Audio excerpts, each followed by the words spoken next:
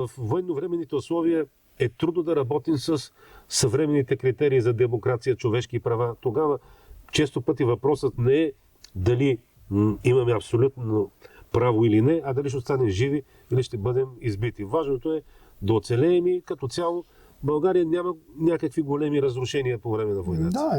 Аз съм Мисля, че България е една от държавите, която излиза с най-съхранена от периода на Втората световна война. Абсолютно. Например, мога да кажа, например, когато се сравняват, че и в Дания било подобно неща, това съвсем не е точно или частично е точно, защото голяма част от евреите в Дания умират. Да. Тоест, даже тази датски случай, той се случва след случая с България. Така че това е интересно, което се понякога в медиите разказват не е България и така нататък. Аз смятам, че българският случай е все пак уникален. Да. От най-високо равнище. За да покажем дали има антисемитизъм в България или не, тъй като всъщност това е големият въпрос, трябва да дадем за пример издаването на 15 000 български визи.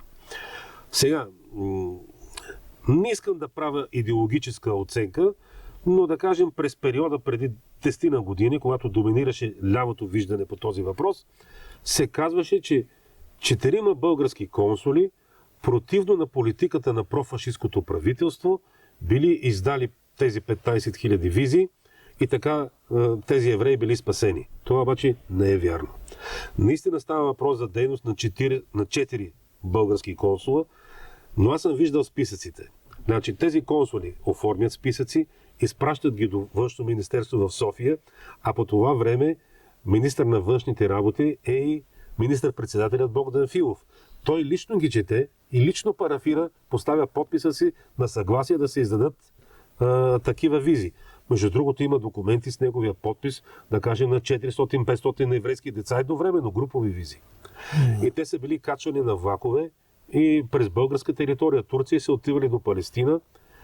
Има много малко случаи на свалени. И то свалени деца, но деца над 18 години, които не са свалени от българските власти, а от германските, тъй като когато влакът от България навлиза в Турция, минава през една германска окупационна зона с център Димотика. Там германските военни, тя е буферна зона, която трябва да възпира Турция. Там германските военни свалят тези навършили 18 години евреи с съображението, че ще ли да бъдат мобилизирани войници в британската армия. Всички други, които са под 18 години, преминават. Списъците с 15 000 лица се съхраняват в Българския държавен архив. Те са поименни. И също всяко име стои буквата G евреин. Да. Така че България е била напълно наясно, че става въпрос за еврейско население, на което се издават с разрешение на министър-председателя български транзитни визи.